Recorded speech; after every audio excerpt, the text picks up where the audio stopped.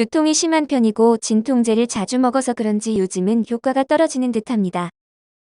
진통제 말고 두통을 치료하는 방법은 없을까요?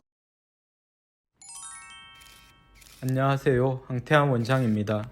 두통 참지 말고 약 먹으라는 광고들이 익숙하시죠? 과연 두통에 약을 바로 먹는 것이 좋을까요? 먹지 않아도 되는 것일까요?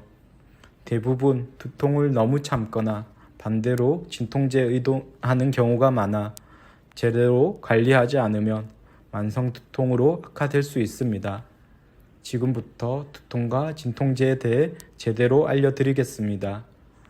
두통은 여성의 65에서 80%, 남성의 55에서 75% 정도로 남녀 모두 절반 이상이 경험하는 매우 흔한 증상입니다. 두통은 내 특별한 질환이 없는 1차성 두통과 여러 질병 또는 약물 부작용으로 인해 나타나는 2차성 두통으로 구분됩니다. 1차성 두통에는 긴장성 두통, 편두통, 군발성 두통 등이 있고 2차성 두통에는 근막통통 증후군, 약물에 의한 두통 등이 있습니다. 한의학에서는 두통의 발생 원인 중 장위, 즉 소화기 문제를 주로 얘기하고 있습니다.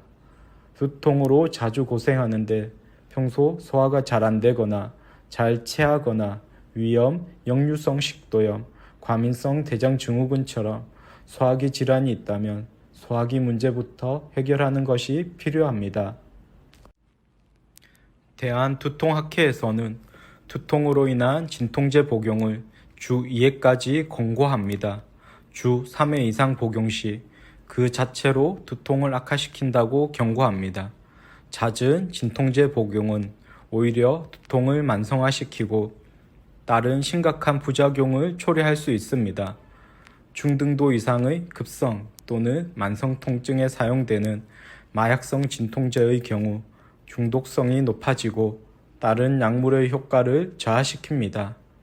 진통제 대신 두통에 도움이 되는 것은 무엇이 있을까요? 평소 스트레스 상황을 피하고 스트레스를 해소할 만한 취미, 여가 생활을 즐깁니다. 충분한 수면을 취하고 야채와 과일, 연어와 고등어 같은 등푸른 생선을 섭취하는 것이 좋습니다. 특히 철분과 비타민 B, 마그네슘이 풍부한 음식을 섭취해 보세요. 반대로 두통을 악화시키는 것은 무엇일까요? 습관적이고 과도한 음주와 흡연은 두통을 지속시키고 악화시킵니다. 평소 초콜릿, 커피, 녹차, 콜라, 에너지 음료 등 카페인이 함유된 식품 섭취도 주의해야 합니다. 아민, 글루탄산염이 함유된 식품들도 주의해서 섭취하는 게 좋겠습니다. 모든 두통이 일상적인 통증은 아닙니다.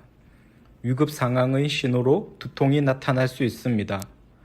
머리를 다친 후 나타나는 두통, 두통의 반대편에 신체 마비와 감각 저하가 있는 경우, 과거에 경험한 적 없는 두통이 갑자기 시작한 경우, 의식이 없어지고 간질 발작을 동반하는 두통, 두통 횟수나 강도 등 그 양상이 이전과 다른 경우에는 응급치료가 필요합니다.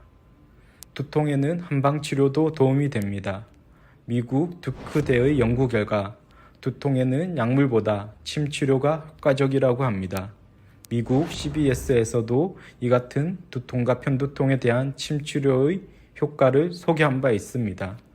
이유 없이 만성적인 두통이 시달릴 때 습관적으로 진통제를 찾지 마세요. 한의원에서 침치료로 부작용 없이 두통에서 벗어날 수 있게 도와드리겠습니다. 체질에 맞춰 처방된 한약으로 증상을 개선하고 순환을 돕습니다. 효과가 증명된 침치료와 뜸치료 등 다양한 한방수기요법과 함께 생활관리도 함께 진행합니다. 이상 두통에 대해 알려드렸습니다. 감사합니다.